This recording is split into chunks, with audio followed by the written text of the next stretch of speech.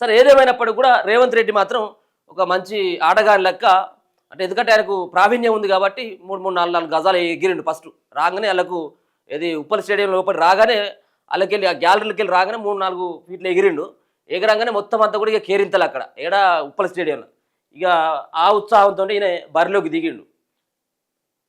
ఇక ఆయన ముందు నుంచే ఇప్పుడు ఏది ఆ మెస్సీ వస్తాననగానే 5 కోట్లు 6 కోట్లతోటి ఆడ స్టేడియాన్ని ఉపాయం చేసి నేను ప్రాక్టీస్ కోసం రేవంత్ రెడ్డి గారి ప్రాక్టీస్ కోసం.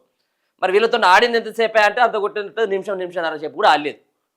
ఎవరు ఆ మెస్సీ అనేటువంటి వ్యక్తి. ఆ మెస్సీతో పాటు ఇంకొక 2, 3 ప్లేయర్లు కూడా వచ్చినట.